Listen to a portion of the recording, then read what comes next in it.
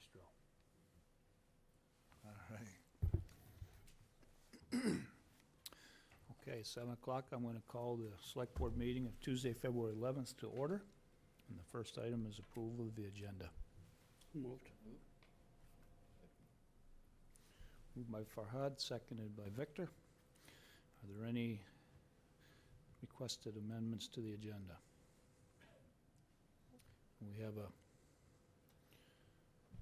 need for a executive session, correct? Okay. So all in favor of approving the drafted agenda, signify by saying aye. Aye. Aye. Those opposed? Okay. Next is approval of our minutes of our January 28th Select Board meeting. Moved. Second. Moved and seconded. Are there any amendments to the minutes? I had a small one. Please. Lines 96 and 97, where I'm saying that the cost we would pay back the cost in gas savings. It should be the cost difference. Cost differential? Okay. Yep. Any other amendments? Okay, hearing none, all in favor of approving the draft minutes with one amendment, signify by saying aye. Aye. Aye. Those opposed? Okay, next is citizen comments. Is there anyone that's here for something that is not on the agenda? Please. You should take 1 minute, keep you literally on your agenda. I'm Randy Krakowski. Probably recognize we've written to you several times and came to the December meeting about the issue of homelessness and encouraging a task force be formed. We wanted to come back and personally thank, since we had personally prodded the progress that's being made on it. It's an incredibly good experience for those of us who are serving on it. We've created a subcommittee, and we have a nearly unanimous recommendation for, our first recommendation for a porta potty on the town green, which will be coming to you very soon. But not to preempt communications, I just wanted to come and say, it's one thing for citizens to prod, it's another thing for us to come back and say, thank you for responding, and that's what we wanted to do. So, thank you. Thank you. Thanks for being a part of it. You're welcome.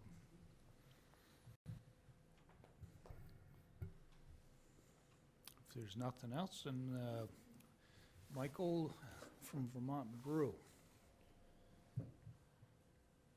So you have a request for public assemblage permit. Yes, I do. Allow How you all alcohol doing this sales? evening? Good. Excellent. So I don't know if we know about the Vermont Brew, if you want to just give us a quick Sure. one-over, what you got going on? Sure. So we've started this endeavor about a year and a half ago. Myself and my business partner, Claude Flynn, who's our head coach. We approached Rick Marshall and Mike McAuliffe over at the Memorial Sports Center for use of the space to use for our endeavor. We are a professional arena football team that's coming here March 29th, almost a little over a month from now. Our aim as an organization is threefold. We are meant to promote our players up into the above ranks, so think of us as a minor league professional arena team. So we bring gentlemen in from out of state and locally that are hoping to be professional athletes. We're training them to be professional athletes at the higher level as well. So that's our first goal. Our second goal is to provide exciting arena football to the Addison County and the town of Middlebury as well. Something this town knows pretty well is football. And from my background, I've seen it firsthand as a former football coach in the state. Having to have to come down here, it's been amazingly fun to be a part of. Not as a visitor, but unfortunately, but it's great to see. So the final thing is to be a positive community member in Addison County and the town of Middlebury as well. So that is as an organization, that's who we are. We've been planning and preparing for this now since August of 2018. And one of the stipulations we were asking as part of the public assemblage permit is to allow alcohol in the Memorial Sports Center as part of our games only. We are a professional organization, and we treat ourselves and hold ourselves to that title of professional in every sense of the word. So one of the things that the Memorial Sports Center said was, because it is on town property and especially on school property, the endeavors, there are certain benchmarks that we had to hit in order to get to this point. And I'm happy to say that we've met those. We've spoken with the school board. We have spoken with the superintendent and the head of the school board specifically before I went to the school board to ask permission for it. With some of the parameters that you see in our in our permit right now as well, those were recommendations from the school board and from the superintendent as well as the police chief when I met with him. As far as trying to maintain a safe environment for all while still enjoying the game that I know will be exciting and fun for all to watch. The arena football game is different than an outdoor football game in that it is only 8-on-8. It is built for a hockey rink, so it is a 50-yard field, and it is 85 feet wide. The traditional parameters of a hockey rink, it is pretty much all offense you can think of. It's a lot of passing. There is some running, but there is a little bit of passing. Games will range in scores from 50 to 60, so definitely much different than the outdoor game itself. There is absolutely no punting of the football. You either you have 4 downs to make a first down, and it's still 10 yards. You either go for it on fourth down, or you kick a field goal in a rather narrow field goal post. But that is the game itself. There are some other rules as well that are slightly different, but it's built for an indoor facility. That's the game itself. And one of the things that we'd like to offer to our fans is the ability to have alcohol during the game. So that is, we've taken every stipulation we can to make sure that everything is in there before we came to you guys, but we are asking for your permission as well to be able to do that. Okay. Any questions from the board? No, sounds like they've followed the protocol, so I mean. So just one quick one. Usually Sure. we have a summary of like a public safety visit. Does that have to happen for this or not? If you would like it, I'm happy to. No, I'm more asking Oh. Ann than, Well, I was gonna ask before you finish if each event will be permitted as a special, special event, or how does that go through? Were you planning to have a catering license for each event, Michael? I was going to go to the individual people that we were asking to serve the beer and ask them to provide their license, provide their. So they would be Okay. submitting a special event or a catering, so that's separate than, so if each event has the permit. okay. So this is just for the assemblage, and then the person who's actually serving the alcohol comes back for another special license that includes the safety review that we typically see, right? And DLC would be the ones approving that. Okay. Okay.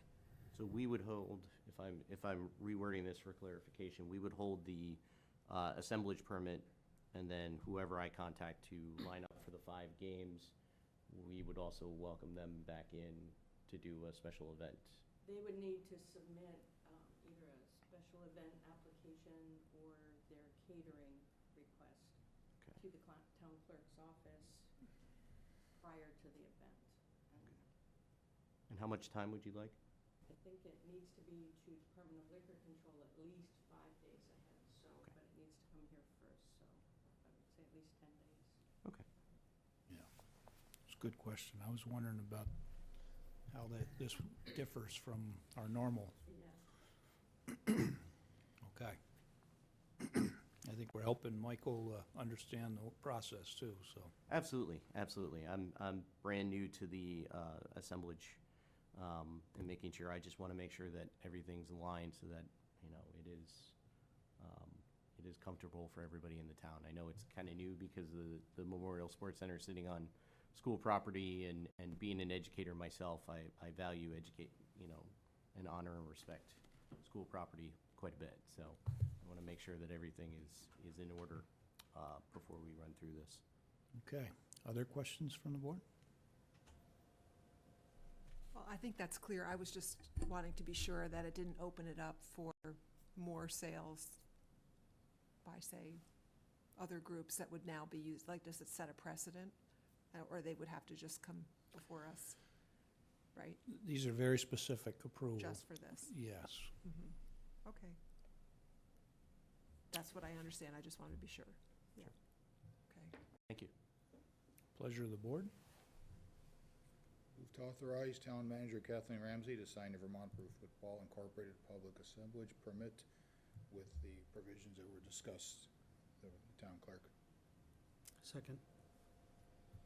And what he's meaning is that this is your assemblage permit, but it doesn't give you the full approval to serve the alcohol without coming forward with someone with their liquor license, applying through at least 5 days before, so that the Vermont Liquor Control can approve that.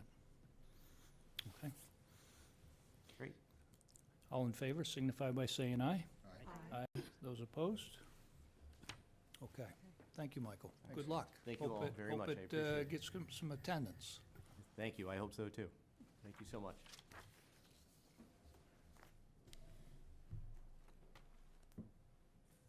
So Ann, you've got the actual liquor licenses for approval.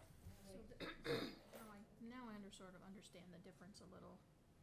Well, I was Still kind of learning. wondering initially. Still So- learning how this all works sometimes. So it's time for liquor license renewals, but first, I think it would be good, you have in your packet, I believe, a request for a new license, and that's from For Mid on Middlebury the Inn on Green. the Green. Yep. Ms. Chelsea or Christopher? One of them. So I thought I would give them the opportunity to just introduce themselves to you and let them tell you a little bit about what their plans are. You got one, Ann?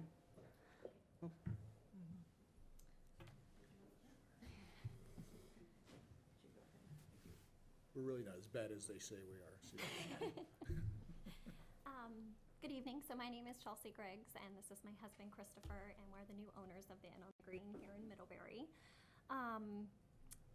During the past year of ownership, we have focused our attention on increasing the occupancy of the inn, and our main goal of that is to help provide steady employment to all of our staff, just because it is one of those businesses that go up and down with hospitality.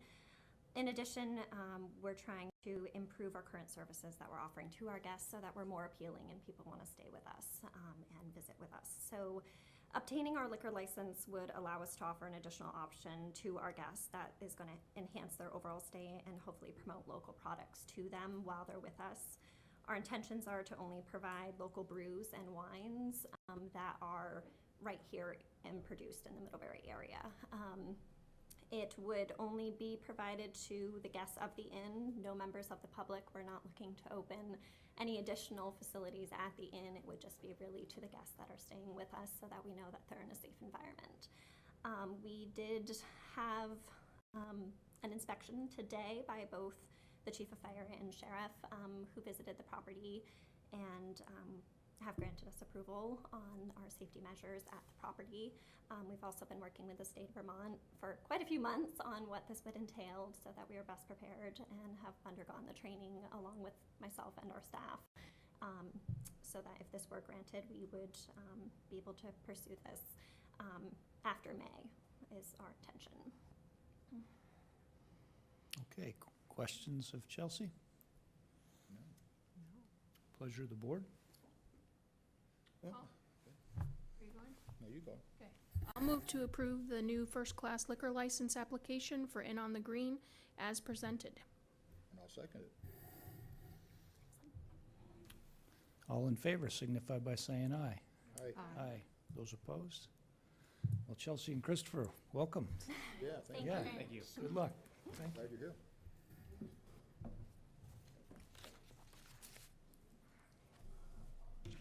All right, so further in your packet, you should have the list of those entities that submitted their applications in time to be at this meeting.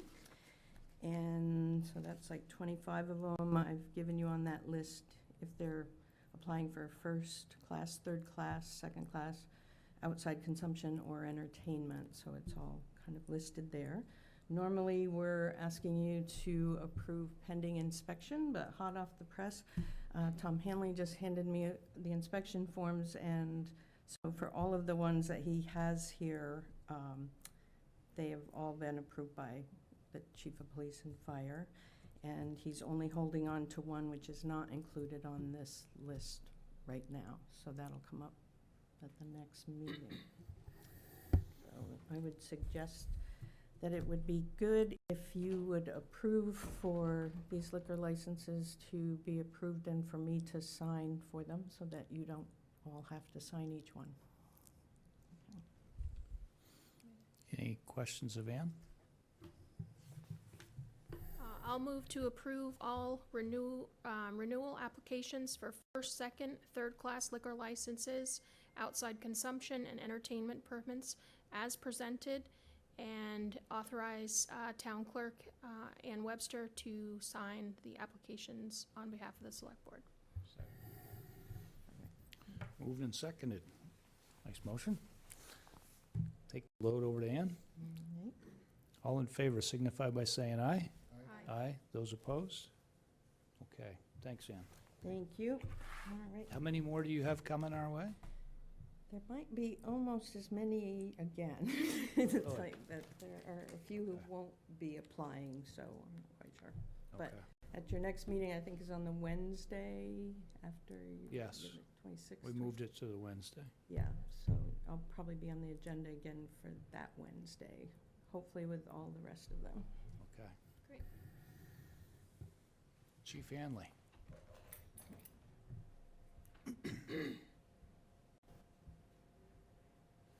So Chief's here with some Public Health and Safety Committee recommendations, and revisions on updates for ordinances.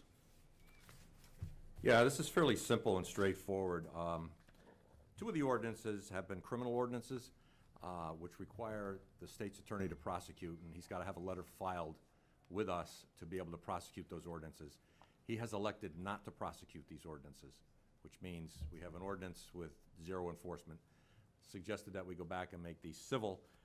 The reason they were criminal in the first place was a bit historical.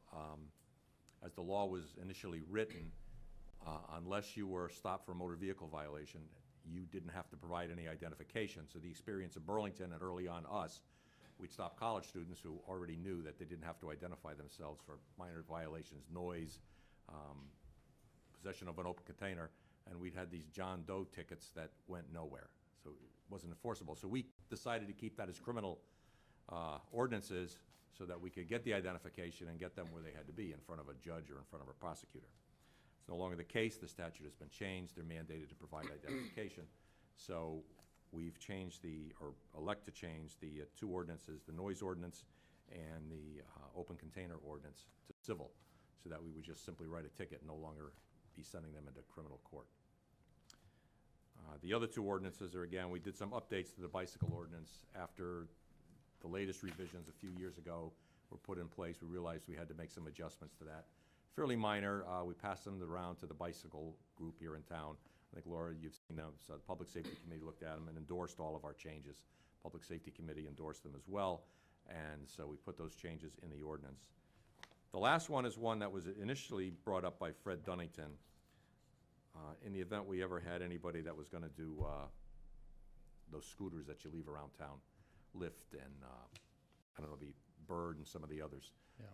There was some expressed interest to do that here in town, so we just thought we'd get ahead of the game and just have an ordinance to regulate that in the event they did come. So it doesn't really change anything else in the ordinance. It just adds something in case they come. If they're not here, it's sitting there on as a piece of paper. So those are the ordinances we have. Questions of Chief? Chief, can you just explain the difference between the waiver penalty, like there's a penalty and then a waiver penalty?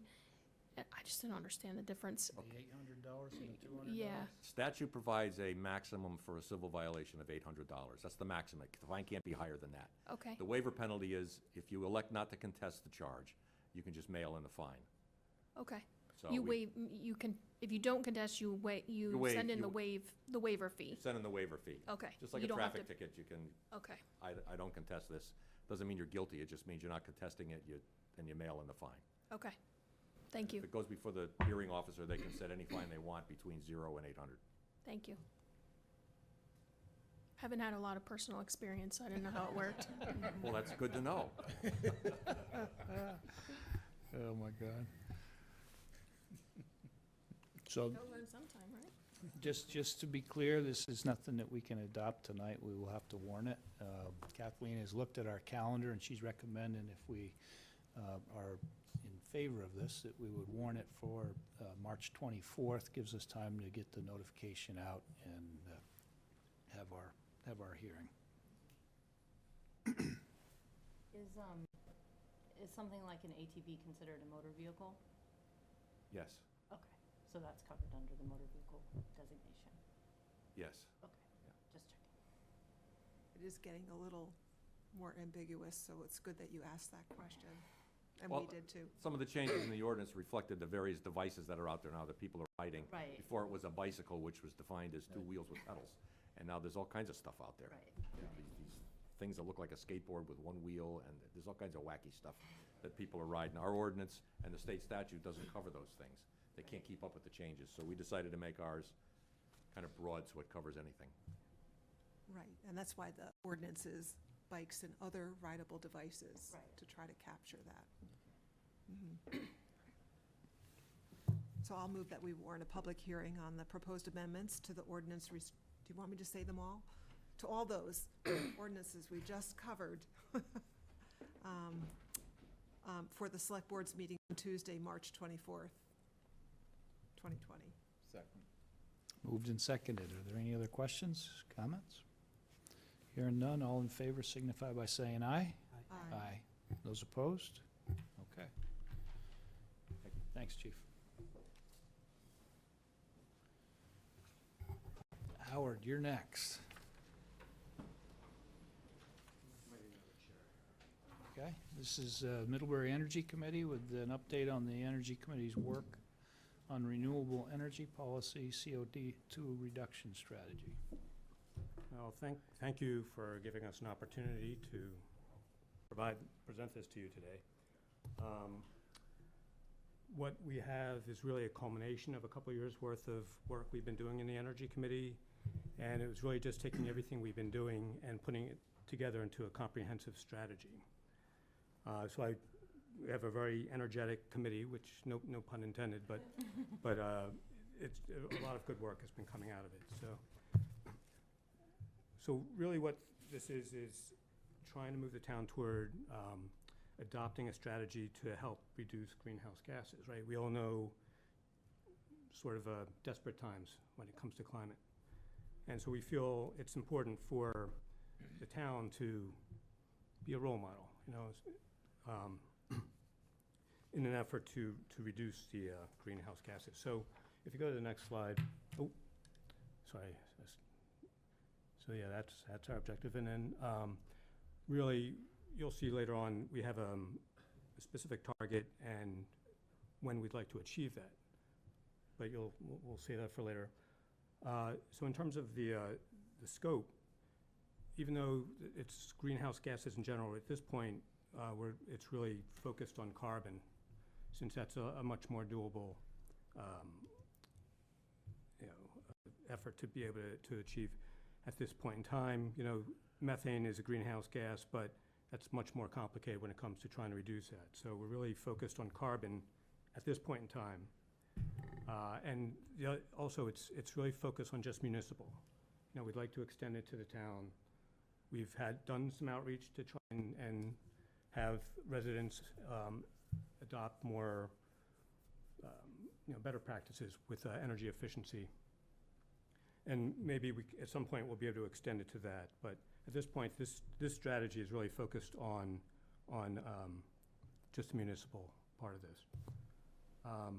And it's also, the last bullet is, it's really not to serve as a directive to the department heads, but really to present an opportunity to help reduce the carbon footprint. As we had seen in the last Select Board with Chief Hanley, you all approved the hybrid. That in itself was a 41% reduction in fuel consumption for that one vehicle. So, I think everyone here is on board, which is great. So if you go to the next. So here is a breakdown of different ways we consume energy as a town, or I should say municipal, as a municipality. So really, heating, drinking water, vehicles, and street lighting, right? Those are all consumers of energy. So the different fuel types you'll see there, you have oil, propane, electricity, natural gas. Those are all those are all, at this point in time, they all have a carbon footprint. So if you go to the next slide.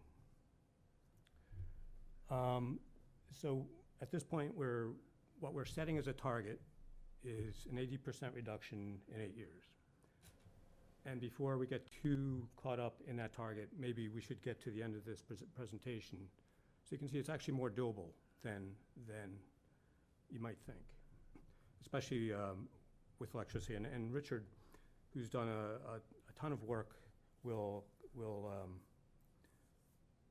present some of this in terms of the baseline that we have in place, right? So I'll save that part for Richard.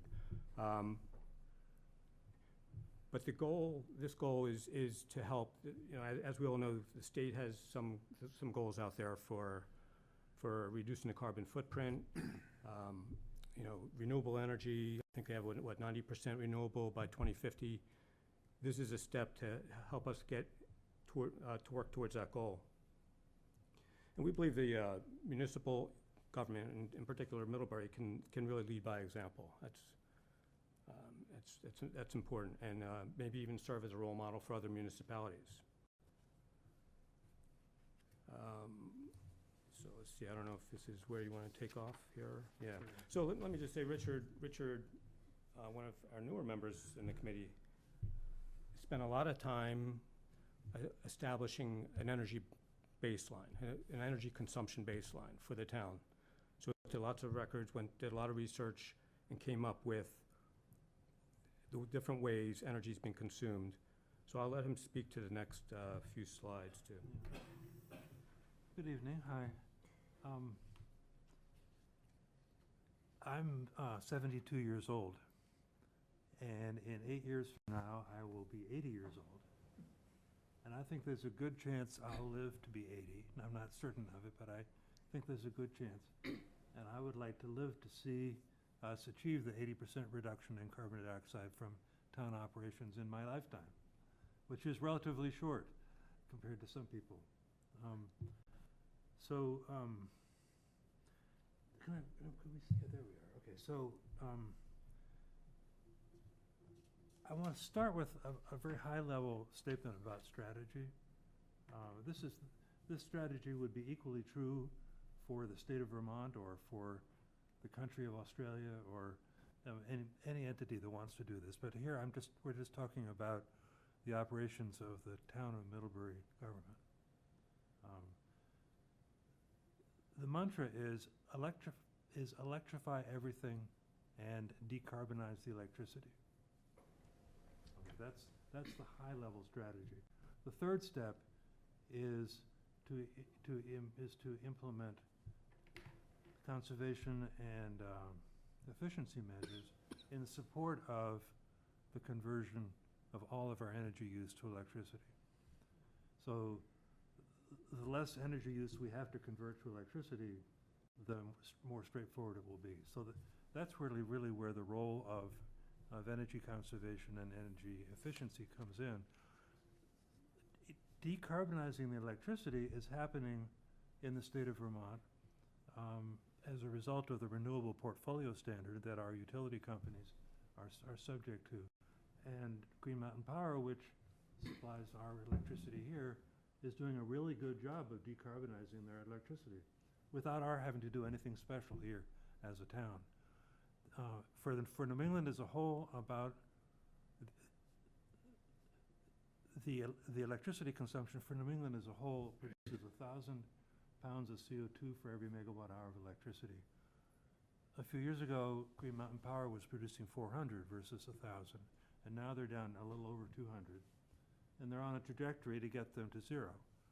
So in the planning that I'm outlining for you here, I've been assuming that by 8 years from now, Green Mountain Power will be at zero, and the electricity that is served up to us here will have zero carbon content. So that's one of our assumptions. And just to let you know, GMP does have a goal of zero carbon by 2025, so that's what they're shooting for. Yep, and if they miss by a few years, it'll be 2028. Okay, so, which is what we're talking about here. I worked from the bills that the town treasurer pays.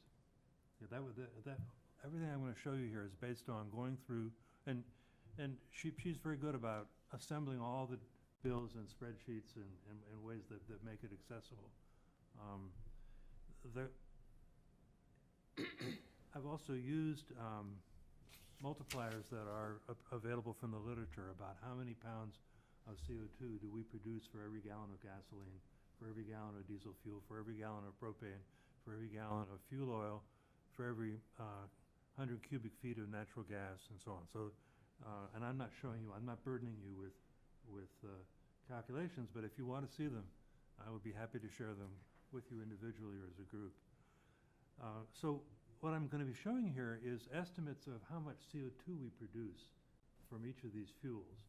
And by almost half of the CO2 we produce is still from electricity, because we're still at over 200 pounds of CO2 per megawatt hour.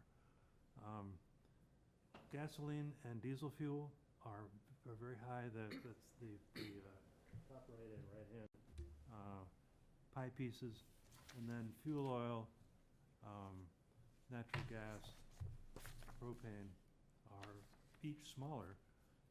But none of them is trivial. If I want to show you the next slide, if I may. And my point in this slide is not to go through it in detail, although again, I'd be happy to do it at the end of the presentation if you want to see the detail. This has been modified. I had misunderstood the organizational structure of the town, about which piece is part of which other piece, and so I had organized this table a little incorrectly, and I think I've got it closer to right now. The thing that I want to show here is that we have vehicle use in most departments, and we have heating use in all departments, and we have different fuels in different departments. For different buildings use different fuels. And so it's a sort of, this matrix is fairly complicated. The summary across the bottom, if we can see it, is that 17% of the CO2 we produce is from gasoline, 17% from diesel fuel, 16% from propane, 43% from electricity, and 6% from natural gas. A couple of years ago, that would have been 0 from natural gas, of course, but we now have a couple of buildings that are heated with natural gas. So if we could just go on to the next one.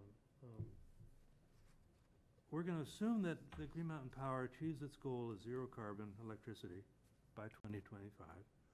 We're going to assume all electric vehicles become more and more practical. They become less expensive, have a greater range. We're going to assume that more models of vehicles will become available as electric vehicles. You know, we started with cars, and we got pickups, and gradually specialty vehicles are being added. But you can't, at this moment, go out in the market and buy an electric dump truck. Okay, that's simply not available on the market. 8 years from now, that may be very different. Cold climate heat pumps are already very good at low temperatures. We've learned that the kind of cold climate heat pumps that are being recommended by the town's consultant for the Ilsley Library are effective down to -24 Fahrenheit. That's a big improvement over where we were a few years ago. And the consulting engineer actually said he didn't think we really needed a backup system, given that the cold climate heat pumps will function down to -24. We haven't. And we're going to assume that the incentives from Efficiency Vermont remain in place, or that they improve.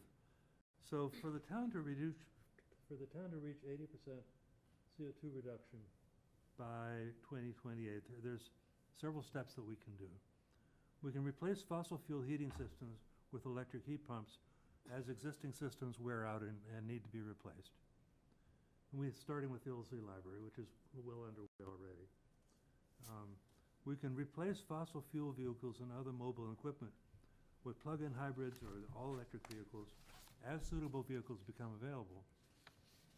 You know, we're already starting to see police cruisers that are plug-in hybrids, and we will see more specialty vehicles as time goes by. We can increase the energy efficiency of all of our buildings, and we can invest in more efficient equipment or processes for our water and wastewater treatment systems as replacement becomes necessary. The wastewater treatment plant is the biggest single user of electricity in the town's electricity budget. The timing, the technology exists now to replace all our heating systems with cold climate electric heat pumps. If you decided you wanted to invest the money, we could have all of our buildings on electric heat pumps by this time next year, if you wanted to. Okay, if it made sense in terms of the replacement schedule and so on. That's not true with vehicles. You know, you can't buy an all-electric snowplow or dump truck or backhoe,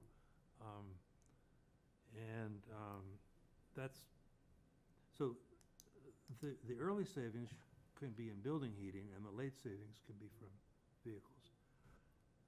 The good news is that this is one possible scenario.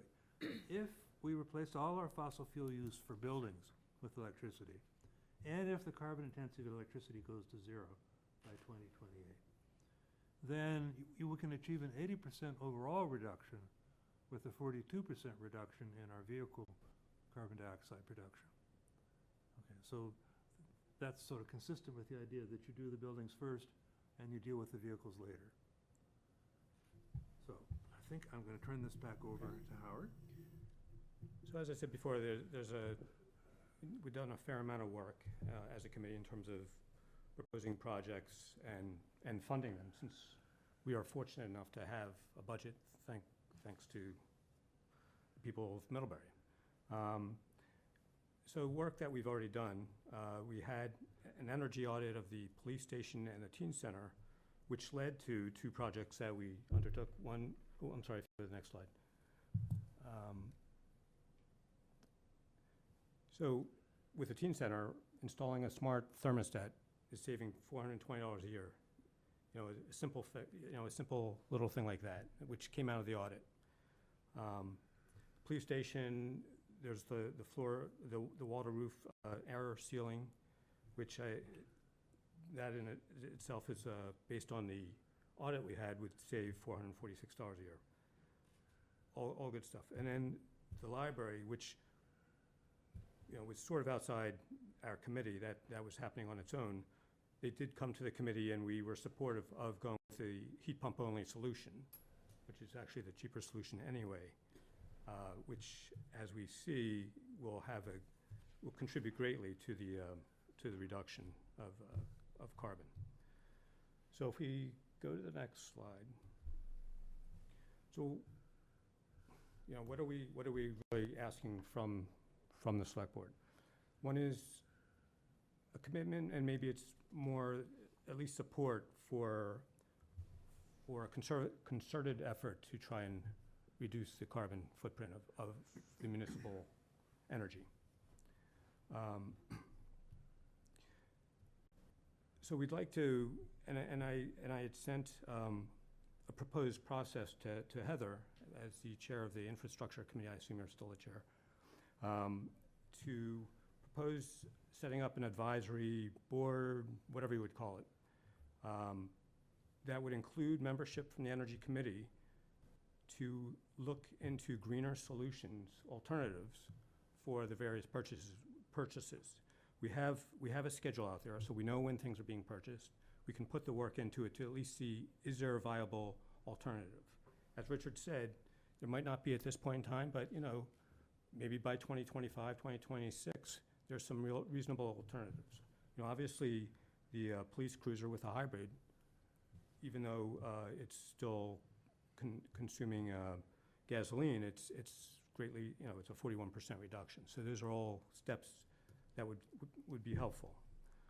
And then also, one thing we've been working on, and Montpelier's been doing this, is a revolving loan fund, which is really funding projects. The savings that we realize from those projects, we take a certain percentage, up to 100%, and reinvest it into future projects. And that's something, actually in our next committee next week, we're going to review the actual guidance and process for doing that. And then if you go to the next slide. And then from the carbon, we thought, well, we should at least do some investigation into methane and the other greenhouse gases. I mean, as we know, methane, depending on which metric you look at, it's either 25 or 80-some times more potent as a greenhouse gas. So there's possibly an opportunity there. And then the last thing we're proposing is, or suggesting is, we can come back and report on the progress that we're achieving. And you can see, hopefully we'll see the reduction over time. You know, obviously the electricity, once that goes to zero carbon, right there, that's a 43% reduction. So that's why we think 80% is certainly a good target. You know, without, you know, you need to have a target to reach a goal, right? You need to set a goal to reach a goal. So that's where we are with this, and just, you know, if you have any questions or comments, I don't know if that seems reasonable. Laura, you're at the edge of your seat. Yeah, well, of course, you know, I've been following the Energy Committee work closely, and I appreciate the vigor of the committee and what you've presented to us tonight. And I definitely support it, and I like that you are giving us a strategy for prioritizing building fuel first and then vehicles next, and let's see what we can do. And I'm glad to hear what you're saying about the efficiency of heat pumps as we go forward. I do wonder about what the committee's conversation has been around disruptions like power outages and extreme weather events on some of these choices. And if you could come back to us and speak to that, I think that would be very helpful. No, that's a good comment. If I may, we did have a conversation with the consulting engineer. I don't remember his name. Daniel Dupras. Daniel, yeah. Daniel Dupras. Dupras, yes, about Ilsley Library. And, you know, the building has a very large heat mass. And if you turn off the heat when it's 15 below, the building will slowly cool down, and its contents will slowly cool down. At some point, it becomes cold enough that people aren't going to want to work there. Okay, but it's not dangerous until it gets to the point where the pipes freeze. How long do power outages last in comparison to how long it takes the building to cool off? You know, and that's I don't for sure know the answer, but the consulting engineer seemed comfortable that it would be unlikely that a power outage would last so long that the building itself and its contents would be in danger. You might have to shut a building down to public use for a few days or a day or two while you wait for it to warm up again. And I'm not an expert in this, Lord knows. This is just what I heard. But maybe we can get some information on, you know, how long would it take to cool down to the point where it wouldn't be a... Or what should the town be pursuing as backup energy? Well, and in their proposal, they had two options. One had a backup system. You know, and that's, so the question is, for that reason, do you go with that route? You know, It turns out that there are, it used, until very recently, it was not, it did not meet state standards to have elective resistive heating built into your electric heat pump system in a public building. And those standards apparently are now about to change. So it will be possible to build electric resistive heat into the system as a backup. The alternative that they priced for the backup system involved basically keeping the existing ductwork in the building and then using that ductwork to distribute heat, and it was very expensive. It was gonna double the price of the system, to put that kind of backup in, which seemed exorbitant. But we'll have that discussion and see if Yeah. it makes sense. I'm also glad to see that you targeted the wastewater treatment facility, which we do know is a big electric user because it's running 24/7 and it, we have to pump what we do. And I'm wondering where we are in our research of replacement for that facility. There's a draft report that was just submitted in the last week or so that Dan will be bringing to the infrastructure committee. Okay, good. We have done some research in terms of pumps, and there's much greater efficiency with the newer pumps. So, and that's one thing we were gonna take to our committee in terms of projects to fund, maybe pump replacements, potentially. Can I add one more thing? The wastewater treatment plant is of interest to us for two reasons. One is because it uses a lot of electricity. The other is because a typical wastewater treatment plant releases a fair amount of methane in its operation. And some back-of-the-envelope calculations suggest that a treatment plant the size of the one that we operate releases enough methane that's the carbon dioxide equivalent of all the rest of the carbon dioxide that we produce from our energy use in the town. It's about the same order of magnitude, roughly the same. So we have to, as we explore this and try to understand this better, we can't ignore the other greenhouse gases.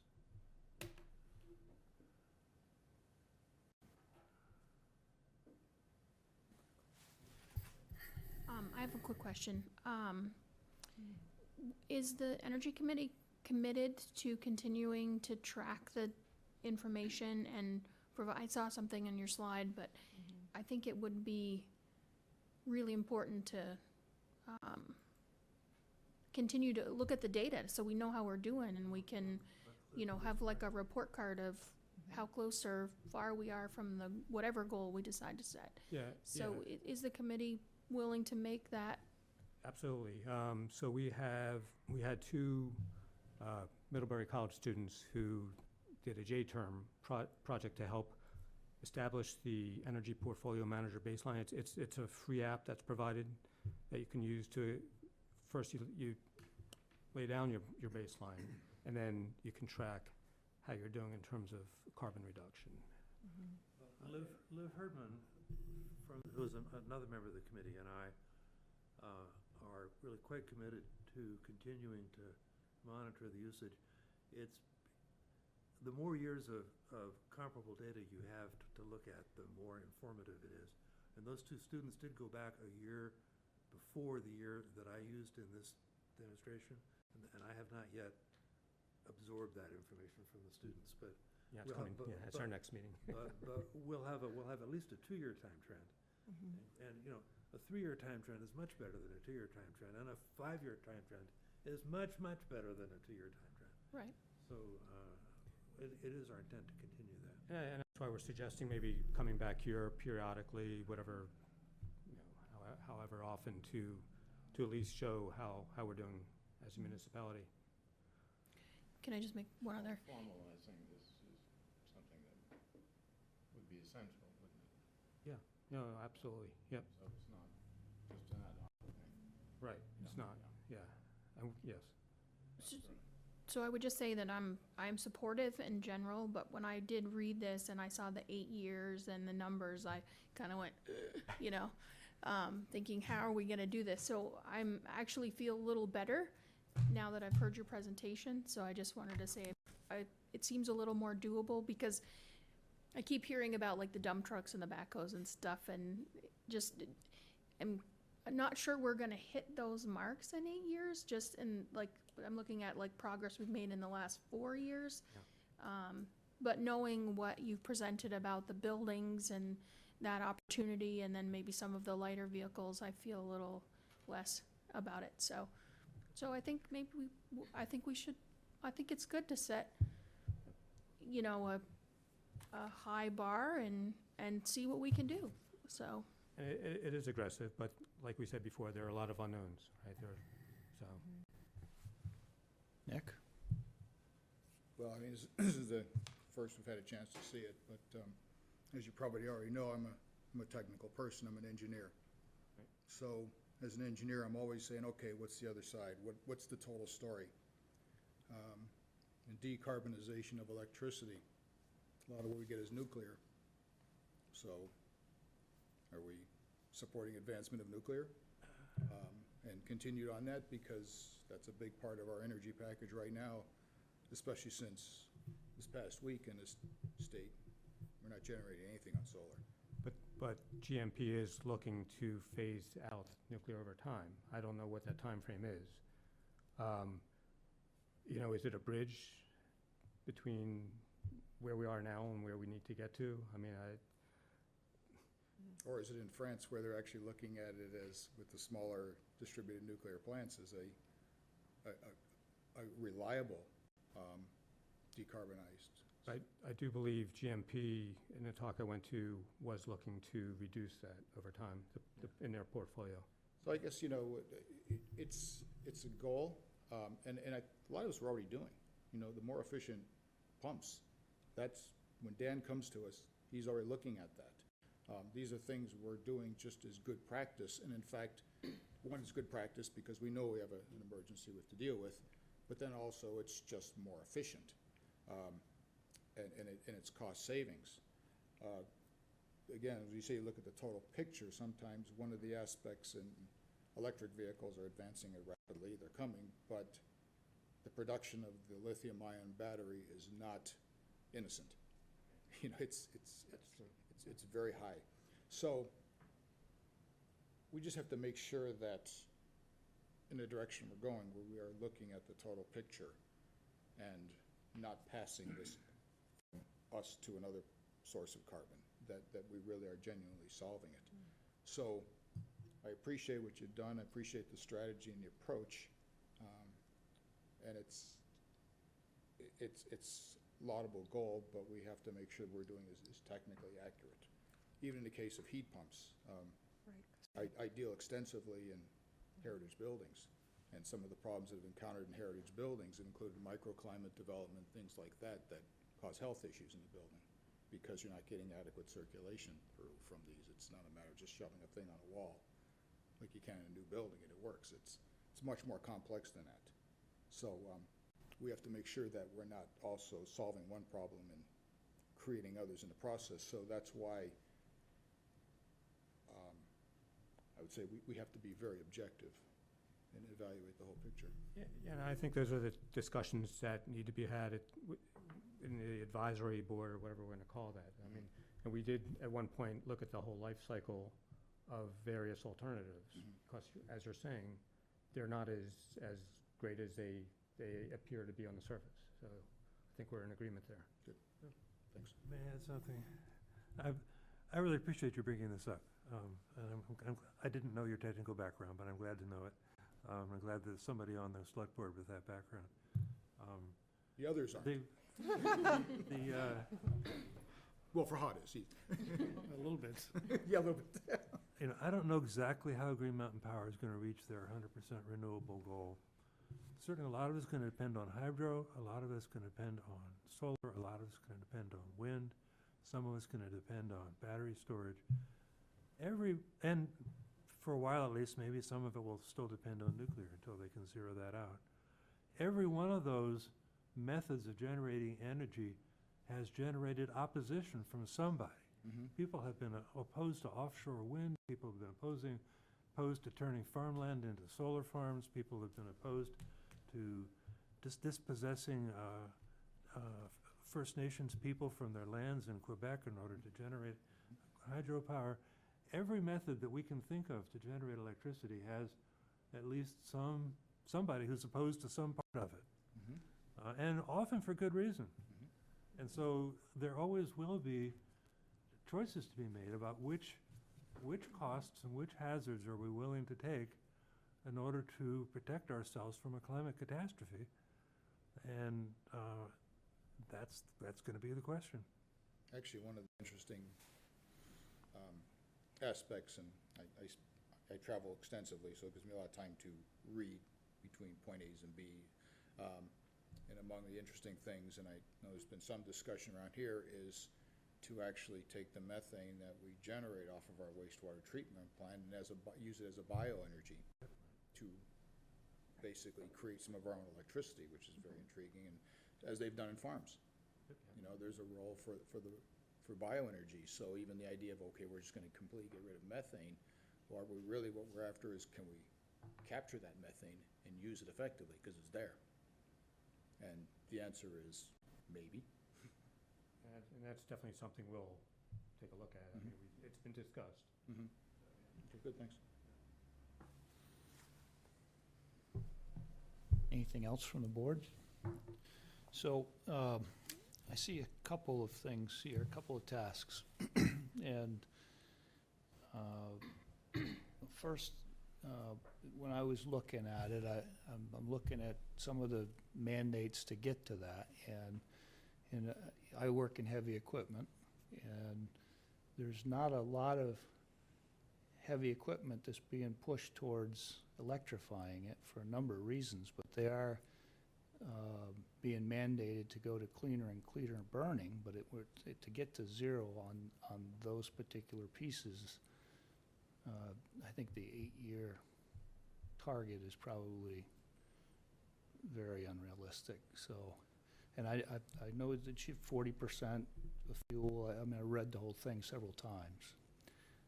My point being that I think more work needs to be done before we adopt a policy that is seen as unrealistic. And my first look at it is I say this is an unrealistic objective. But maybe it is realistic, I don't know. I think a lot more work needs to be done. I would like to see us send this work to our staff, our paid staff, and have them look at it in their departments and say, you know, what's reasonable, and come back with maybe some recommendations of reasonable for them. Then we'd have to roll it up and help work with the Energy Committee. I'm really happy we've got an Energy Committee that is very energized, and certainly Howard Richard coming here, and the work that you put into it, I'm very impressed, and so don't get me wrong. I just want to go through a process that I think allows all stakeholders to look at it and provide their input as well, so it's not just one committee. And I want to do it in a way that it doesn't drag everybody down to working on it. So I think if we give that to Kathleen and ask her to have the staff look at it and come back to us with a reasonable, you know, if it's, I don't know, I think we'd ask Kathleen what's reasonable. Is 60 days reasonable? 90 days? You got a lot of stuff going on over the next little bit, you know, 120 days. You tell me what works if we decide, if the board agrees to do that. Do you want to shoot for 90 days, and if we come back earlier? Let's try for 90 days. Well, would the other suggestion be, Brian, you know, we have the retreat where we discuss what staff is doing and our priorities for them. And you know, that's a good point too. Maybe we should wait, this should be on our board during the retreat, and so that, because we have some other things that we're going to be tasking to work on, and you know, also coming out of the Energy Committee and energy work we've done is hoping to come up and do a lot of work on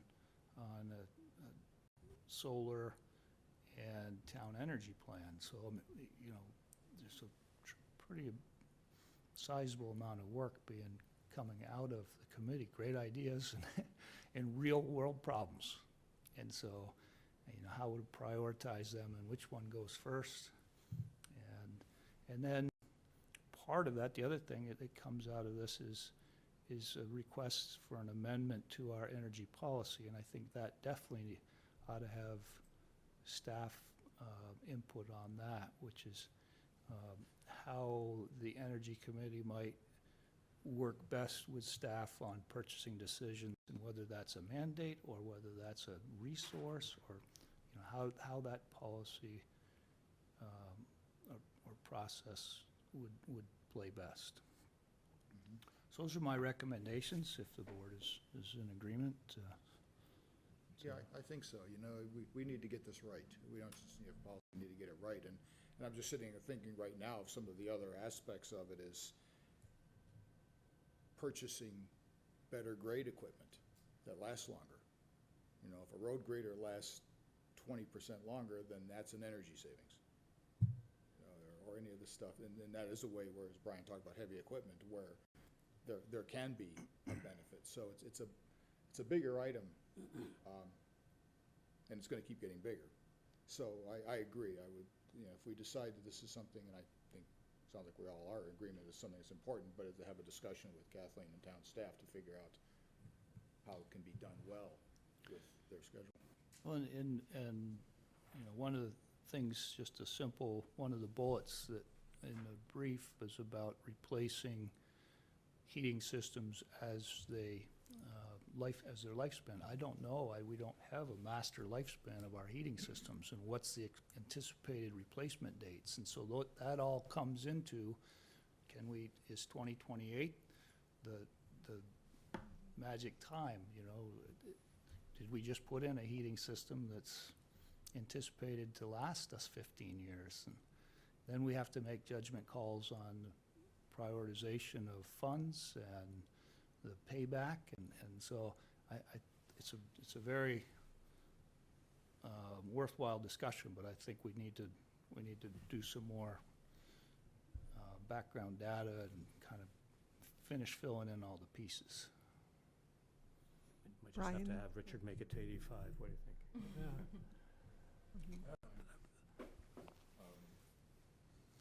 don't think there's anyone who's without commitment. When you say, like saying, do you have a commitment to leave a burning house? I mean, obviously, we realize that there is a crisis going on, and that it's a worldwide crisis, but it obviously involves working locally to address it. Fires burning here as well as in Virgins and so on and so forth. I guess I think you can say that there is a select board commitment, but I think that there is also a realization. I mean, how are we going to do this? And you cited strategies go electric and then decarbonize the electricity. I mean, that sounds like a very good and plausible way to go, and that needs to be explored. That has to be implemented, of course, by Green Mountain Power. It has to be implemented by all sorts of people who are doing this. I'm a bit concerned that we simply say a goal. Well, I'll be 96 in 2028, and I hope I'm around. Well, I'm not sure I do. But in any case, it's a matter of saying that we really have to get on with this, and hauling pails of water. I mean, whatever it may be, and I think that to send something like this to the staff and just say, well, this is a committee that's worked very hard, and they've come up with some very good suggestions for what the town can do. Now, how do you think this can work out? I think that's the best course to follow, and we have, I think, a very good staff. And so I think you would get results as far as that goes. One second, let me just beg a question. Is this something that would be appropriate to integrate into that energy plan goal that we're talking about? In which case, it's really one larger project. Right. And Yeah. I don't know. I- I don't know. Kathleen, thoughts on that? You know, the talk that we've had about the, Yes, I think it would be good to check in with Jen and get her thoughts on it. Jen Murray, our town Mhm. planner.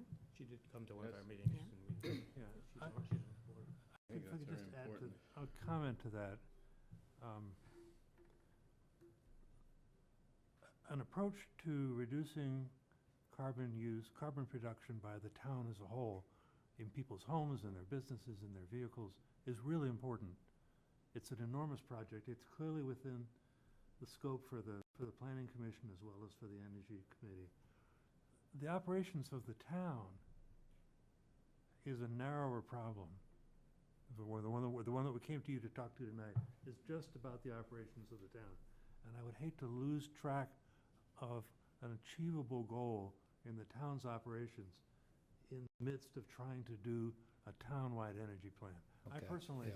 would Well, be that's a good point, uncomfortable with Richard. that. That's a good point, Richard, and so really you're talking two different projects. So, okay, back to my first thought then. Yes. So I'm just wondering if there's a way that this could be presented to department heads by the two of you, maybe rather than just, emailing We a would- document. Of course we would go. I just fear that, there would be some important dialogue lost, Yeah, and I think that it would just be worthy to have it more face-to-face. We'd be happy to do that. so my one comment on that is I would leave it up to Kathleen, but I would say that they have offered to be available for a staff meeting if you had one.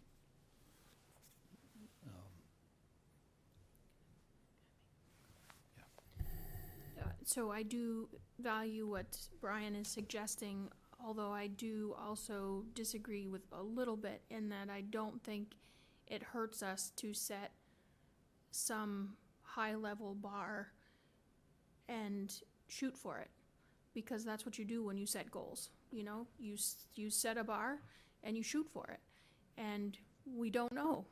We don't have a crystal ball, we don't know what it's gonna be, but I don't think there's much harm. I do value what staff would have for input on it. Obviously, I would value that very highly, but at the same time, do see a need to set some kind of goal and shoot for it. And don't think there's a lot of harm in saying, we're trying to achieve something. And we may not reach it, but we can try, and maybe we will get that much better just for trying. I'm not saying don't set a goal that's a stretch. I'm saying don't set an unreasonable goal. Kind of what I think I hear you saying, set performance objectives. And then there just may always be some level of disagreement on what a reasonable goal is, Right. so. Yeah. But that would Yeah, be, but- that would be a common, so. Yeah, but more fact-finding will tell us what's an easy get, what's a stretch and what's a real stretch, and what's unreasonable. Other than knowing a little more information about what our anticipated heating system replacement schedule is, I don't think what they presented is, I think there's some good fact there, so, anyway. And maybe something we could look into is with replacement schedule and life of of existing heating systems, maybe try to align that with a strategy, so to maybe have a potentially more realistic, or maybe it'll validate what we're trying to do here. That'd be great. Yeah. Yeah. At my house, we have engaged a contractor to put in cold climate heat pumps in my house. And we first thought that we have an existing natural gas furnace with a fan that blows hot air and cold air through the house. And we thought, well, we'll just replace the furnace with a great big heat pump, and we won't have to replace the ductwork, we won't have to replace the fan, everything will be very simple. But then we started thinking about backup for power outages and for very cold days, and we thought, well, you know, we don't have to throw away our existing natural gas furnace. We can keep the furnace and the ductwork and the fan and put the heat pumps in as wall-mounted units, and we might only run that central furnace 3 or 4 days a year on the coldest days. I know other people have made similar choices. So when you're looking at some of the existing heating infrastructure, perhaps reaching its use-by date at some point, reaching the date, maybe it doesn't need to be thrown away. Maybe it can be extended for 10 or 20 years as a backup system for an electric heat pump that is a separate system that is a separate system. So there are some other options there. I actually did something similar, but I have gas-fired hot water heat. I put in heat pumps which work fine in the shoulder season. They actually do nice cooling on the warm days, but the geometry of the house is such they don't work very well when you get to the cold time like this, so I shut them off in the winter and go to hot water heat because it's just a much more efficient system in the way it distributes the heat throughout. So it actually does a better job of avoiding those cold spots in the house than the heat pump could do. But nonetheless, it is, again, it's not a simple thing. There's a lot of options, but we appreciate the fact that what you're bringing forward, and you know, we do the technically right thing. That's a good point. So thank you very much for all the work you guys are doing. Yeah. Thanks for listening. Thank you. And we've got a target for 90 days to get some input back from staff. Sounds great. Okay. Thank you much. Thank you. Great stuff.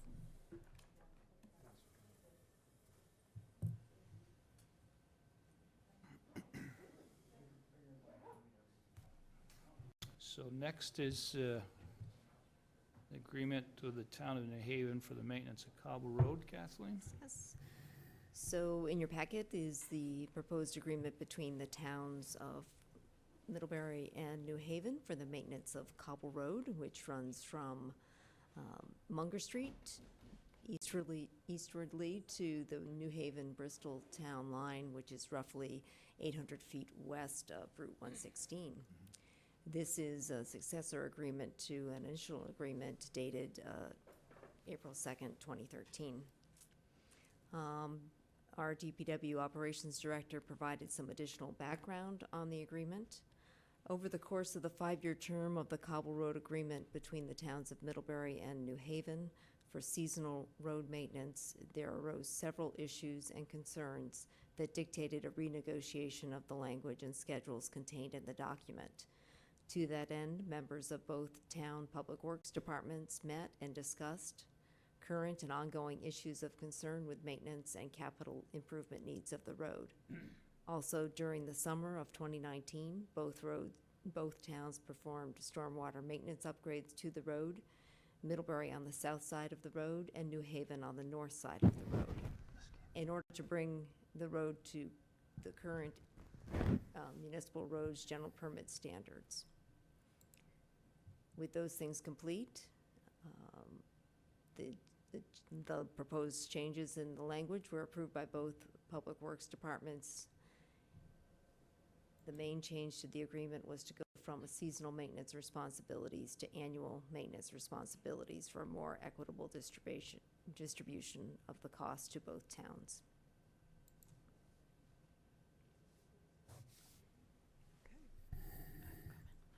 I just have a quick comment, and I just noticed, and it just may be the terming of the contract, but that Middlebury would have 3 years of annual maintenance where New Haven would have 2, and just not knowing the history, maybe, so right now it's been split, basically, right? Mm-hmm. So one has the summer and one has the winter versus having it for the whole year, having the summer and the winter, right?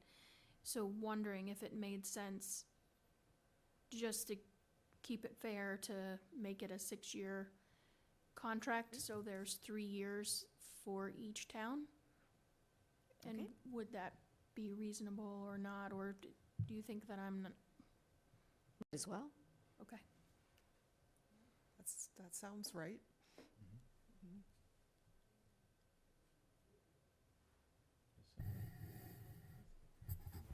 Yes, please, come forward here.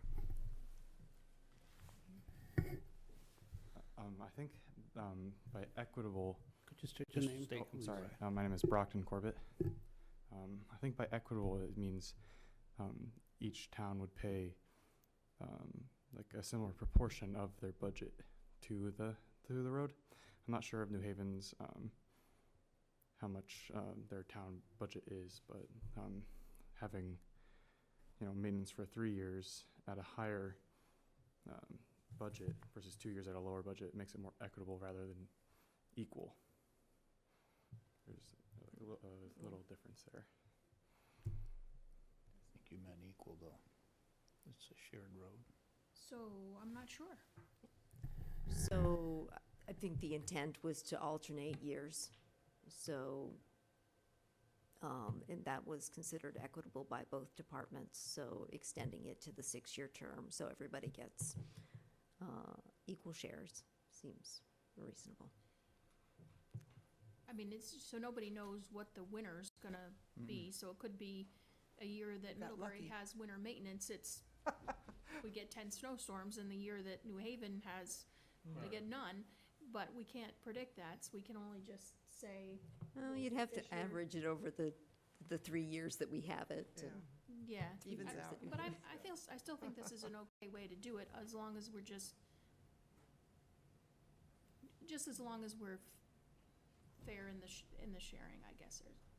I do understand what you're saying, equitable versus equal, but we're agreeing to cover all of the expenses for the road on an annual basis and rotate years.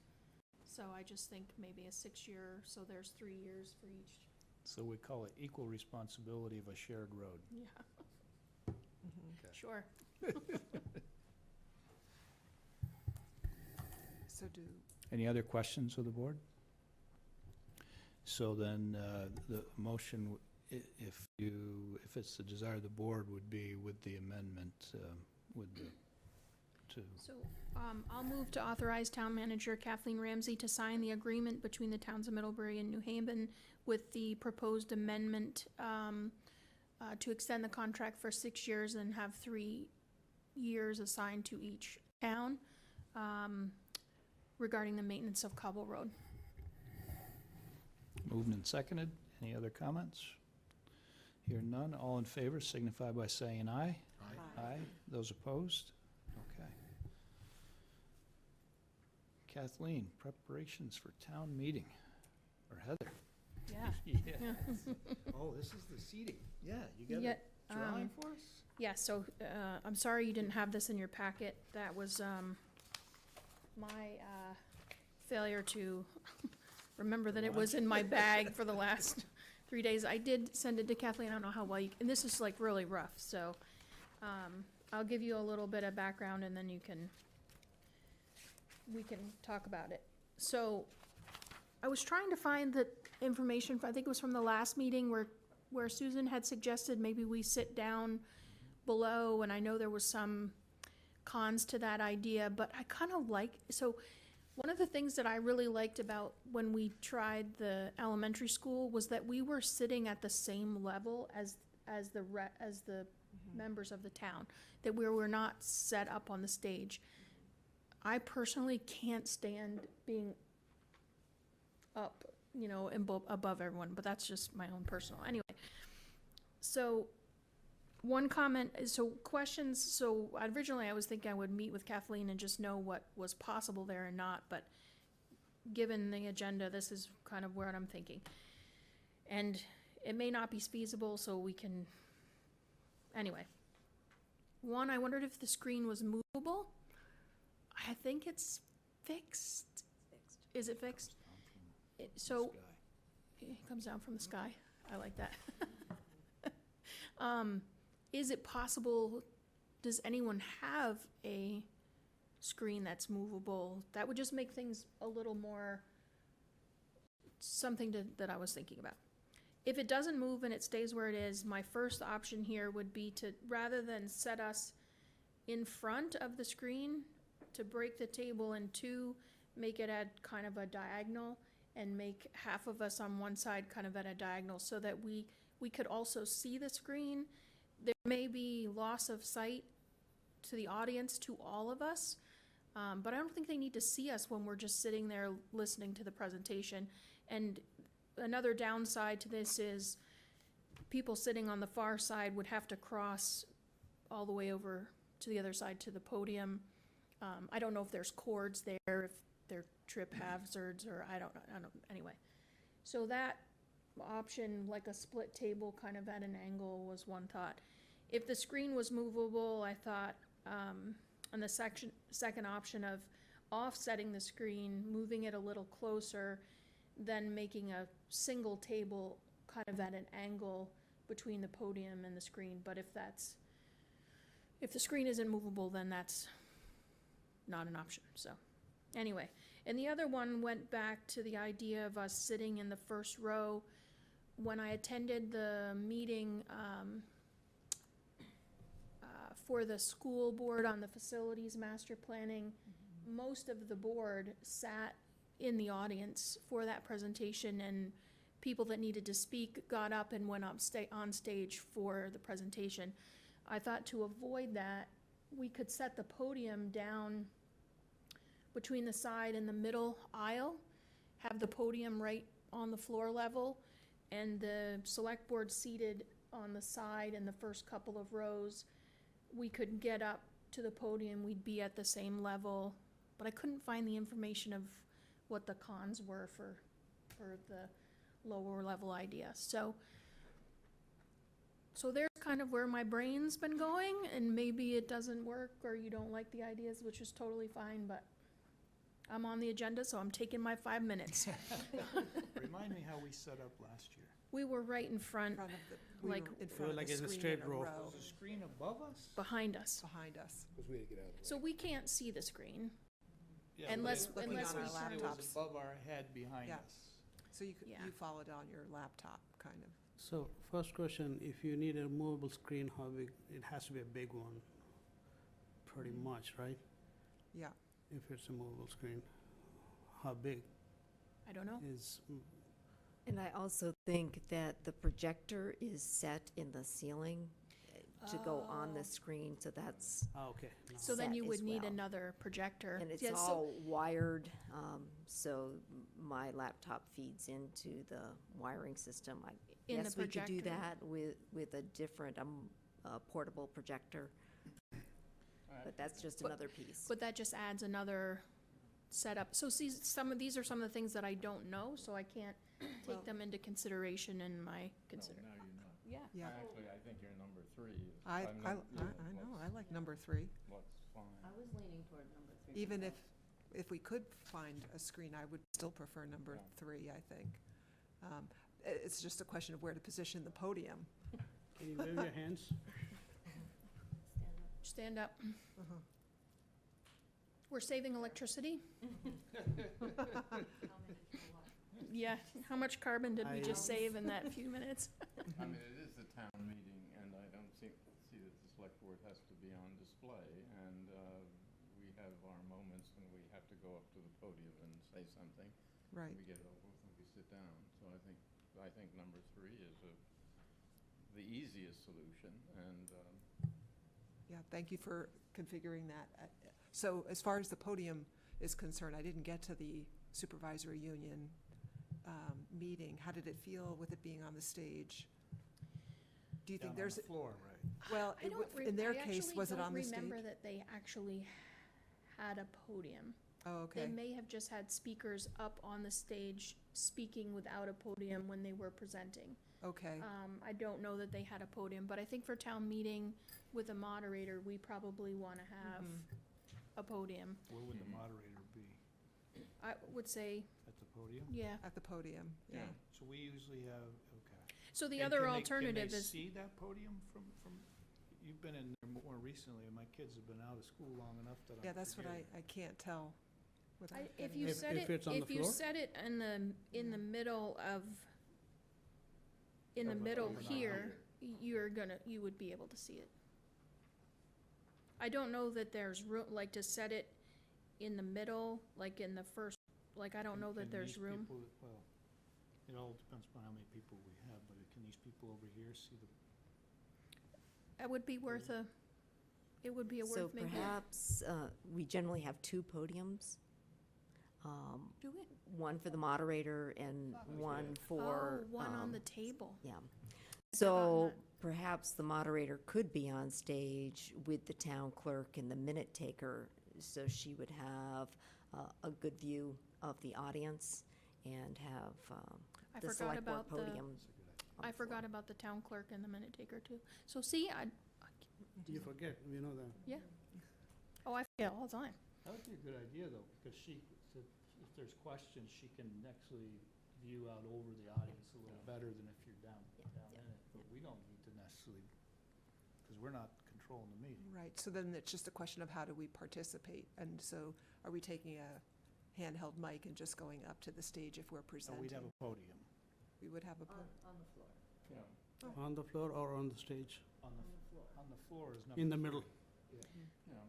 Or the other option is to travel up onto the stage to a podium on the stage when it is our turn to speak, or have a second, I like the floor, just because I think it does, if we're using essentially what citizens will be using, the same sort of, setup, where we're on the floor with them and we have a mic, I think it sends that message that, the email person who was asking about this was going for, which is, that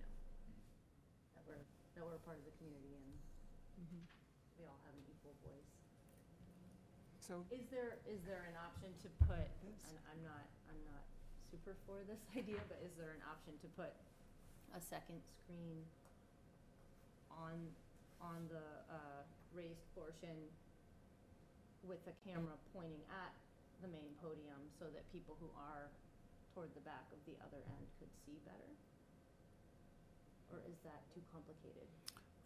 A second screen, so people who can't see the main thing can see on the Because the main screen will have the presentation. The presentation, but for the people in the back, if there were just a simple second. I don't know that I think there's, they can see the moderator. I don't know, think they'll be able to see? yeah, I Oh, don't no, know. I'm saying to see us, to see the podium, to see Like in the speaker. front? Right, because you were saying people toward the back may not be able, if the podium is here, So may not be able that to would have see. been my comment.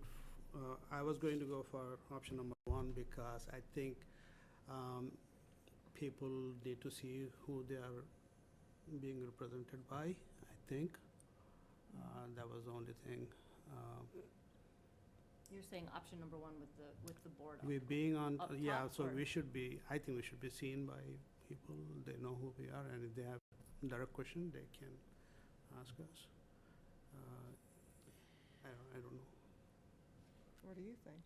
Well, I've been, this is what, my 11th meeting. I remember we had the floor at the old town gym. We've had Mary Hogan, we've had the high school, and they've all worked. So this is something I honestly don't have an opinion one way or another. I'm whatever, I'll make it work as far as I'm concerned. So I just don't have a, To me, the main problem last year I had was with the seating, that we sat in a straight line, and we completely, Victor, Lindsay, and myself were in that corner.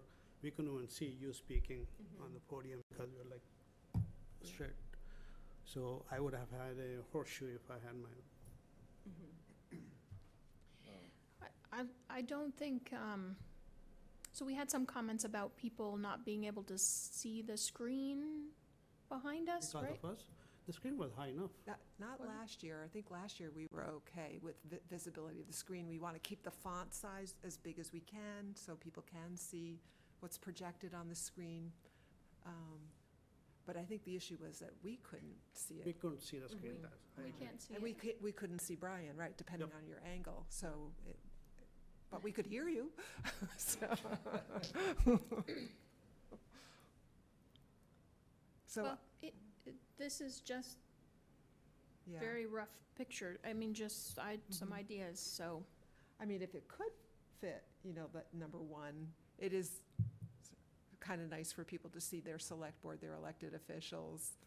I So do, on the one hand, I do think about that. On the other hand, I like the equity of kind of like being in the audience so I could go either. I mean, another option that's not quite on here, but most of it is here, is the podium goes on the stage and we sit down below. And so whoever's going up can be seen. Right. I'm not super excited about the possibility of tripping the stairs on the way up, but. Oh, you get used to it after a while. I Yeah. think the first year I knocked the microphone over and it sounded like a bomb went off the place. The downside to one is is probably some loss of sight to the select board, Right, for the audience in this configuration. Like people over here may not be able to see the people here. On the right side, You know, the same deal. So, I agree. you know, if the objective is to be seen, I don't know that one. You're going to accomplish that. So now how do you feel? Sure, I mean, it seems to me, again, it's the town meeting, it's not a select board meeting, and therefore, it seems to me that the select board members are members of the town, and I would much prefer, that's why I rather go for number 3. I mean, as far as the podiums, you want it up on the stage, yes, and then, so we have to go up a few stairs when our turn comes to say something, and you can do that, and then we're seen. So I think that accomplishes all the purposes, and They can easily see you when you're speaking. Can we get in there to do a dry run with the screen down? Could we get in the space and set it up and see how visible things are? But, let me just throw an option out. So I'm hearing that, the thought that, you know, sitting with the townspeople gives a feeling that we're part of the town, and this is the town meeting, not the select board meeting. So if we're sitting in the front row, ease to get back up on stage. Stage, I forget, stage left, was it that when you're Stage right, standing on because when stage? you're standing on stage. Stage right would be Susan and Ann and the note taker, and with a podium. And then stage left would be a podium for Kathleen and the select board to do presentations off from. They would be easily seen when they're speaking, and otherwise not a hindrance and a distraction to the meeting. Just a thought. So two podiums on either side. Right. Yep. Where we wouldn't take over for where Susan is presenting, and we would walk up to what would be our podium, or, you know. Yep. Yeah. That would work. Yeah. Okay. Done. Would Next. Well, just another, would people like, I don't know whether this is useful or not, to have a name tag so that people can identify us? If your goal is to have people really recognize us as their elected representatives? But it'll be, Hello, my name is. will be I don't know. introduced early in this, Yeah, in the meeting. And then, Okay. it wouldn't be bad to have name tags? So maybe when we're introduced, we all come up on stage, or we all come up and then we're all introduced before we then go sit Or down, we could introduce ourselves, or, yeah. Yeah. Either. something like that. So that way we are all seen and all introduced. I think Jim always just introduced the select board and the town manager and anyone else who, town clerk and so on, so that everyone would know who they are. But maybe what we do when Susan does that this year is we all come up on stage for that. Right, because, we'll Part be of it. down with our Well, backs to the audience, so Well, they we could won't see stand us. up and turn around, whatever. Yeah. I mean, I would. We're getting very technical, right? I think next we need to talk about attire and costumes and what we should be wearing. We've already been given those memos, haven't And we? just remember the colors, nothing too busy. Wear a tie, of course. Okay, thank you, Heather. Yes, thank you. So Kathleen, certificate for bond votes, resolution. So as part of the board's due diligence for the bond votes that are going to be taking place at town meeting election, the board needs to adopt the resolution that's in your packet and authorize the town clerk to sign it.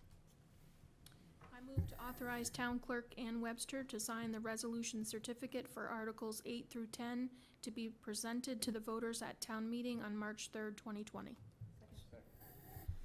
Moved and seconded. All in favor signify by saying aye. Aye. Those opposed?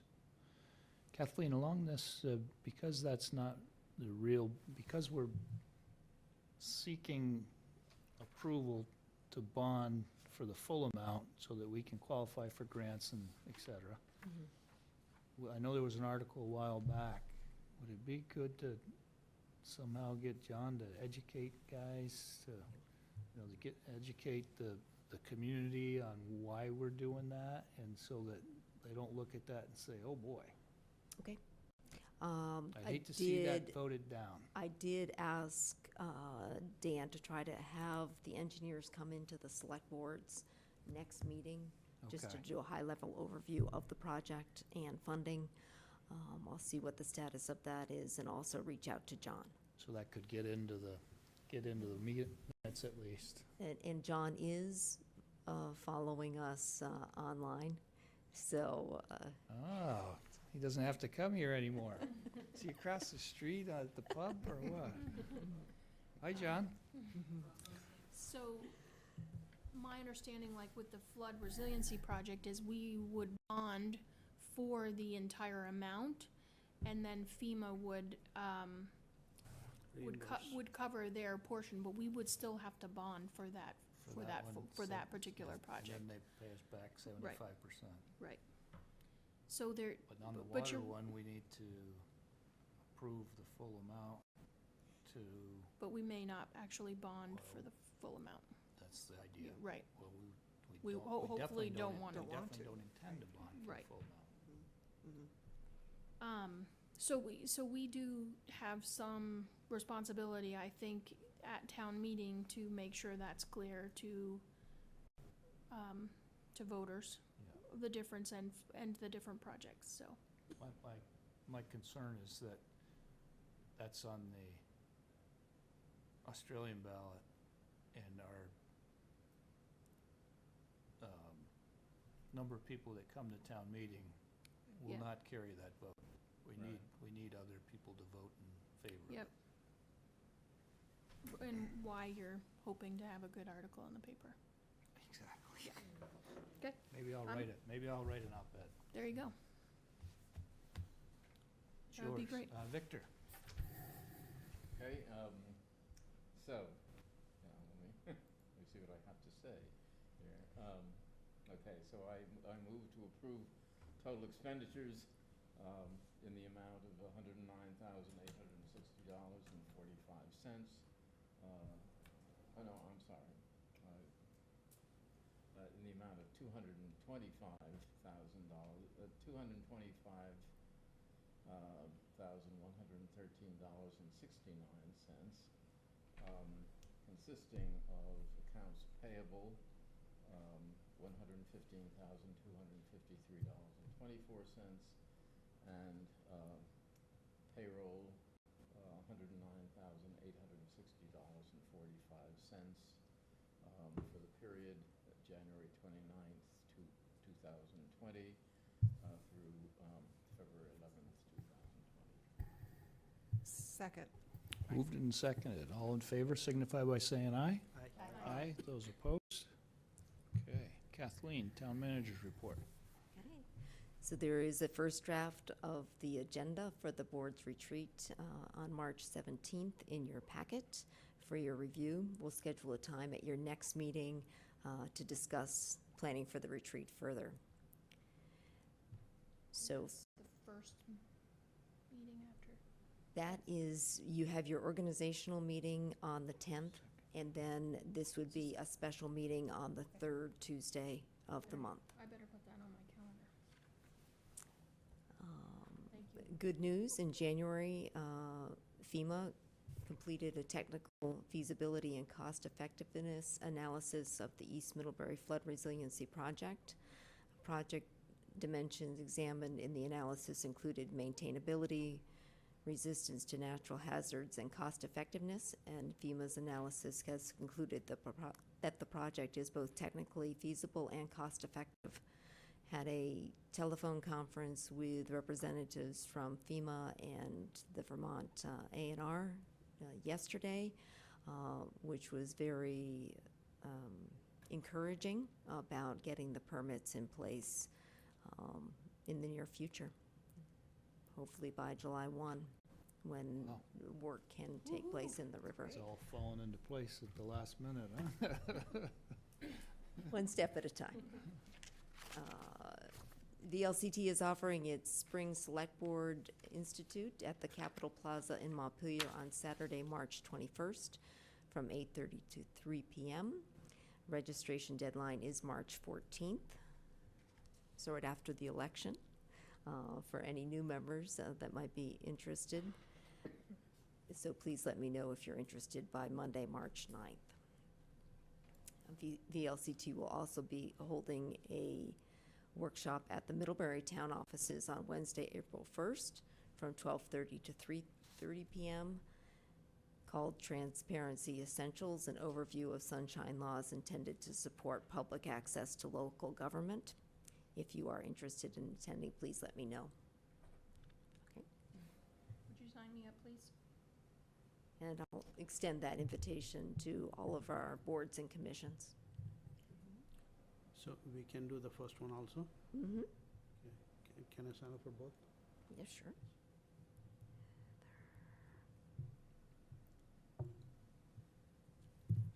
And that's it. Okay, thank you, Kathleen. Board member concerns, Nick? First of all, I'm just glad to know that I didn't say anything negative about John Flowers. I didn't realize he was watching us. So, And Nick, lucked out on that one. bring the mic close. Oh. This way I didn't want John to hear that. You know, I was sitting here thinking about the last time our last meeting when we had the emergency medical people in front of us, and I've had several people come up to me and discuss this. And this is not ever meant to be construed as anything negative against them. They're a tremendous professional organization, and they provide a necessary service. But the concern that's come about is, well, one is, again, this sort of came to us pretty late in the game, in the budget game, and I would have much rather have had time to hear this earlier and have a discussion, as I'm sure we all would. But if this goes through, this will be the largest group that we provide funding to that's not under the control of our town manager. And, you know, if we think, I mean, we always hope and we trust there's good management, but we don't know that. If a taxpayer comes up to me and says, is this money being well spent? Are we spent and well managed? I can't give them an honest answer on that. Whereas if they ask, is Public Works or library being well spent, I can say it is being well spent. So I don't know we can do at this point other than to possibly express these concerns in some sort of format, a letter or whatever at town meeting that says we support emergency medical, but we would like really more time to determine if this is money well spent and if the organization is actually on a good track to be successful. I mean, there are some things I heard, and this is that from what I do, maybe a little concerned about resource allocation, but I don't know the answers to that. So anyway, that's just, I've had a few people make the comments to me, and then I'm thinking about this myself, so this is the thought I had out there, and try to address this one, and because we know once it happened, if it does happen, for all practical purposes, it becomes a permanent thing. They don't go away too easy. So, just so you know, Nick, Kathleen and I spoke today, and Kathleen has reached out to them to see if they have time to meet with Kathleen, myself, and Heather. If board members have questions, something, you know, if you could shoot those to Kathleen, as you think of those different things about that particular situation, I think we need to sit down with them and just kind of go through what steps, you know, and the funding. There was a number of the funds that are being voted on this year that you you know, that's one of them, and, you know, frankly, I was approached by another nonprofit who felt that a nonprofit that was not directly in the community for, I mean, speaking of the food shelf, that there's duplication of services and that our money's getting split. And so, I don't know, maybe for future years, it would be the way we review that process we could talk about. But in this particular case, that was a late one, and I think maybe some additional diligence is in order so that at town meeting, we can speak to that a little bit better. So there's some questions that have come up since because it was such a short notice. So if you have those questions, if you could send them to Kathleen, we're going to try to meet with them and do some more due diligence before the. Do you have an idea when that date is? Well, We're hoping for mid-next week. Okay.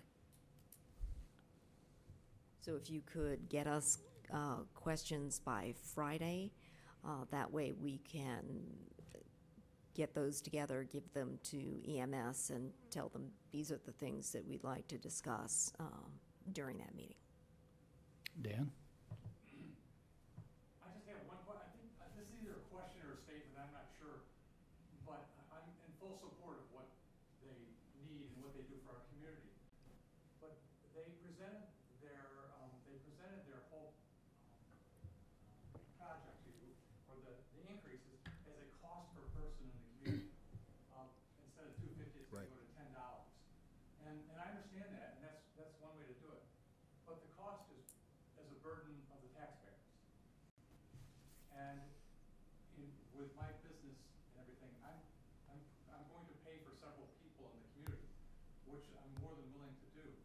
But looking at it as a cost per person, is that correct way, or is it more appropriate to look at it as the cost per the taxpayer? And every taxpayer is going to have to look at that themselves and figure that out.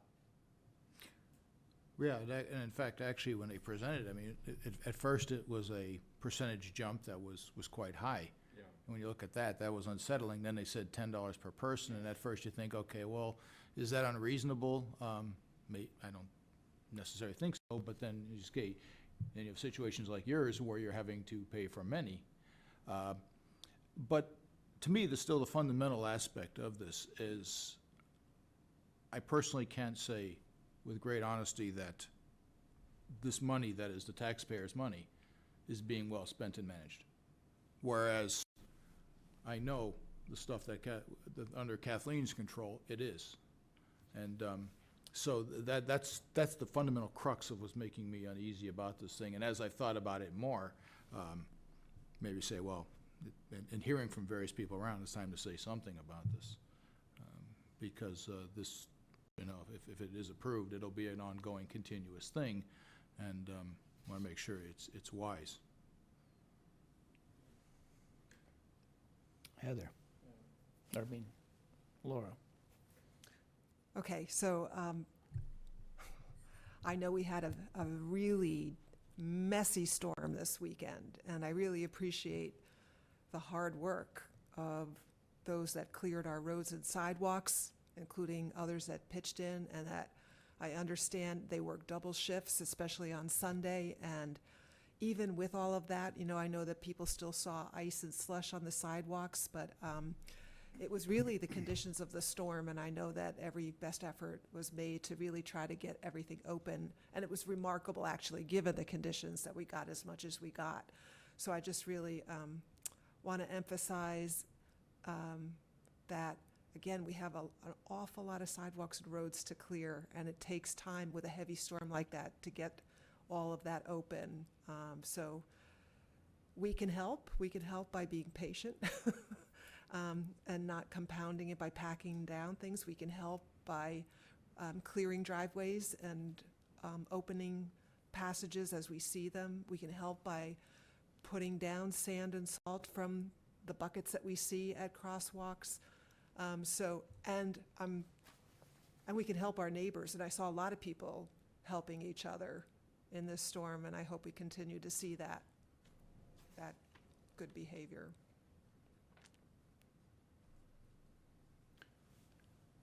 Thank you, Laura. And I was actually approached by a number of people when I was doing the shopping and stuff over the weekend, how impressed. So if you could pass on from certainly not just the board, but I think their hard work was recognized throughout the town. Victor? I think just to follow up on Nick's concern, I think maybe one item we should maybe have on our retreat is to discuss nonprofits and the funding of them, and because I share Nick's concern that taxpayers' money goes to organizations that we really have no administrative control over, and I mean, I think that's an issue for general discussion and among us. I mean, the other thing I think it might be useful. We've had an education committee that met periodically with the school board, and I think it met quarterly or a few times a year, and it was very useful. I served on it in the past, and I wonder if we should revive that committee, and because there are issues, but some of the things we discussed is just when the school was just getting children to walk to school and providing safety. But there are various concerns, and I think it's useful maybe to have that committee revived and have a meeting. Can I comment on that? Yeah. So when we had that committee, it was before the consolidation. And then once the consolidation was approved, we no longer had like a Middlebury school board. You know, we have a consolidated school board, and the consolidated school board wasn't meeting with the select boards of all the individual towns. And so it felt a little odd to meet specifically with the Middlebury Select Board when it wasn't doing the same thing. So I think it would be, if we want to pursue that, would be important to reach out to maybe like Peter Burrows and just maybe get his feedback on. Well, we used to meet, in fact, at Peter's office, and I think maybe he was sort of the convener, and it may very well be to leave it up to him what would be useful. Yeah. Sure. Anyway, I just served on that with you. Yes, I remember. Well, so yes, anyway, that's right. I remember. That's right. I think You it were at changed. The last meeting we had, actually. Yes. And I think it's just changed with the consolidation. Not that I. No. I agree. There's some useful. There is a difference, but I think it would be worth then approaching Peter and figuring out how, because we have no contact, and I think I'm assuming be that useful. they're not doing anything in a way of presentation at town meeting related to their budget, right? I can reach out to them if you'd like. Okay.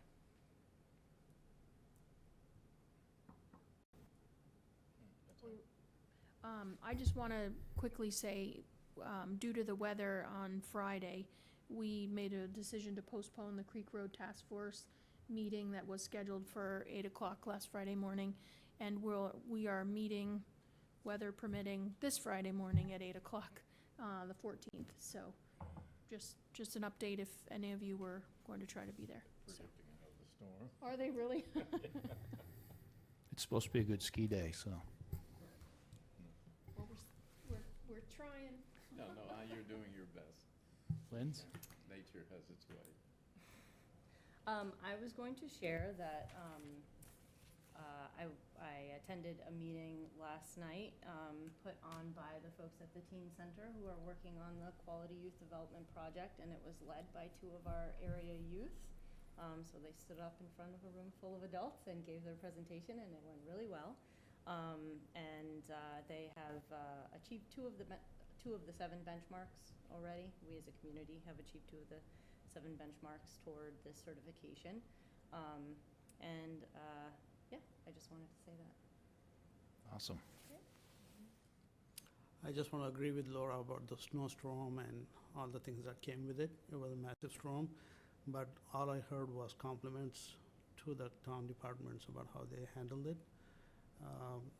It was a big storm and they did a good job. Okay, we have a number of things for legal matters in executive session, and Heather's going to take us into it. In accordance with Vermont's open meeting law requirements, I move that the board find that premature general knowledge of the consideration of legal matters would clearly place the select board at a substantial disadvantage because the select board risks disclosing its litigation strategy if it discusses the legal matters in public. Second. Moved and seconded, all in favor signify by saying aye. Aye. Aye. Those opposed? I further move that the board enter into executive session to discuss legal matters under the provisions of Title I, Section 313A1 of the Vermont statutes. Second. Moved and seconded, all in favor signify by saying aye.